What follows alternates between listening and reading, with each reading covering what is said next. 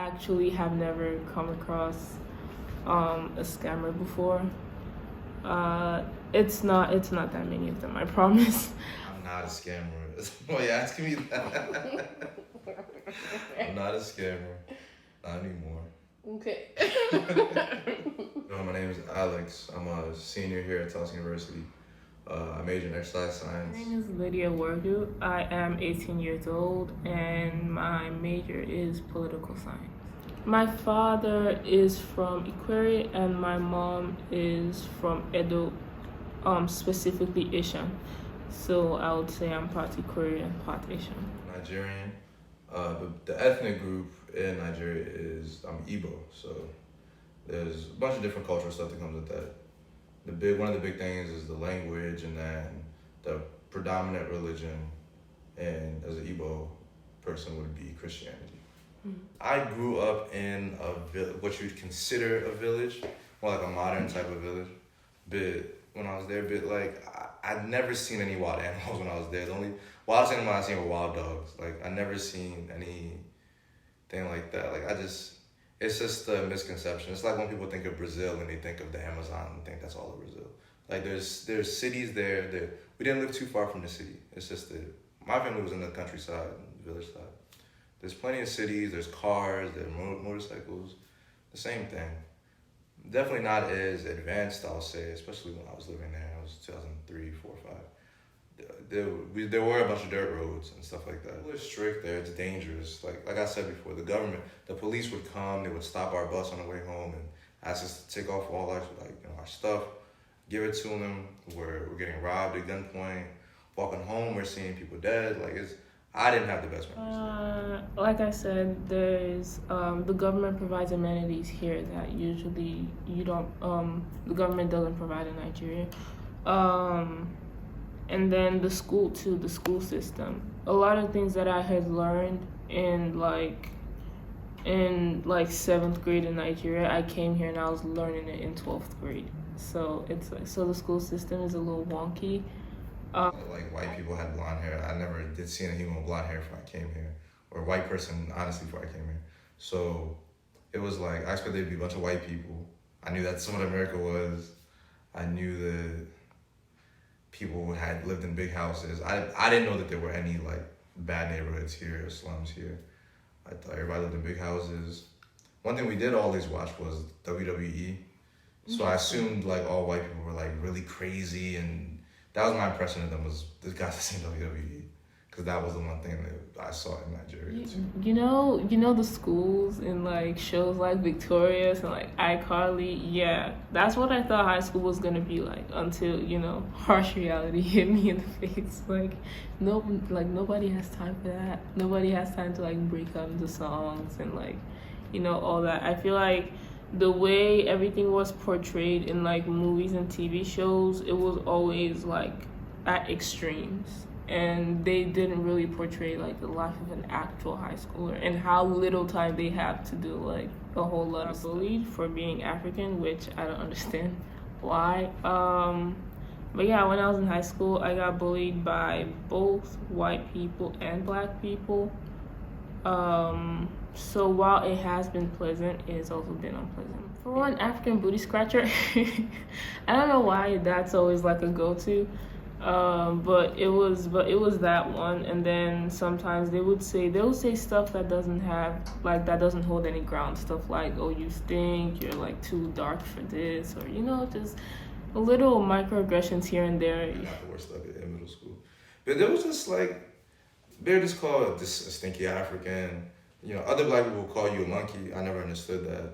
I never understood what the hate was, because my initial thought coming here was, okay, Africans and black people, we're the same. I had always thought that we're the same, until I was told by, African Americans, no, we're different. You're African, you're tribal. They call me tribal. They say I was from the village. And I was from the village, but I never thought of that as an insult. So they would say stuff like that, and I never understood it. I never understood why there was such a difference. I thought we were all the same, like I said. The biggest things that helped me adjust to being in the U.S. was me finding music, specifically hip hop. That's the thing that helped me relate most with black people, especially, like, because once I found hip hop, before I was listening to hip hop, I was listening to like alternative rock, which I still do, alternative rock and like a lot of pop. But when I found hip hop, I think it was like Kid Cudi and J. Cole. Those are like my transition artists, the gateway artists, if you want to say, that put me on hip hop. I just gained a whole different type of understanding for African Americans and American culture as a whole. And being black, like really understand what it means to be black in America. Because like, whether I like it or not, I'm black here. I do like it, but I'm black here, and I had to learn to listen to those experiences that black people here face, and compare it with my own. And it really helped me understand that we're not much different. And I think me finding hip hop was the thing that helped me adjust the most to one, accepting myself, and two, accepting black people and not holding what they're saying against them in terms of how they feel about Africans. And my hair, I had to change my accent because, like I said, I was in high school, and I was like, you know what? Since they're doing this, why don't I just blend in? And so, I was able to, although not fully, but I was able to. And then my hair, I got made fun of because I would always wear my natural hair. So I started adding more extensions, which I wasn't used to.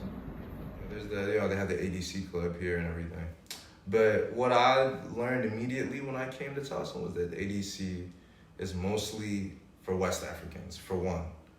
So it's supposed to be African, it's supposed to be for everybody, but West Africans run it. Like and that's cool. So it's mostly West Africans. Two, there's a lot of drama that goes on within the ADC. Everybody's, trying to be better than this person, everybody's talking trash about this person. And it's just a lot of kissing ass that goes on in the ADC. And I initially coming to Tulsa, like that's the main thing I heard, that the ADC here is so cool and everybody, like there's so many events and this and that. So I was excited to go join the ADC when I first came here, but after my first meeting, I knew that it's not where I wanted to be. They're not my crowd, per se. The things that they do aren't things that I enjoy. And don't get me wrong, it's like a good group because they like throw a lot of events and all that, but I prefer a more mellow setting, a more chill setting. Take us there. No, I want Queens. We're not rich. We're ordinary African students. Whatever you say, pal. I've never found it funny, even though I love Eddie Murphy. He's one of my favorite actors. But I did not find that movie funny. It's just, not in a negative way, I just didn't think it was that funny. I think the jokes, maybe it's because I'm African, and it's just, I was like, oh, maybe like that's not really how we act. None of us are that. He just seems so ignorant.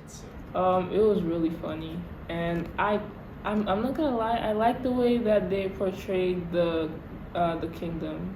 I forgot the name, but I love the way they portrayed the kingdom and like how majestic it was and all that. I liked it. The way they portrayed the main character, and the way he was treated, I think that is like one of the most accurate things in the movie. Like the way he was treated as if he was dumber than others, kind of. Yeah, I think that's the most accurate part. When I do decide to go home, what I have realized is I might be too American for Nigeria. And then when I come back here, I'm too Nigerian for Americans. So it's like, where do I place myself in between those two? Do something with either physical therapy or be like a strength conditioning coach somewhere, like at a college level or something like pro level, something like that. Financially stable. I would like to settle down at a whole other part of the world. And maybe start a family, who knows? But I do want to adopt a lot of cats.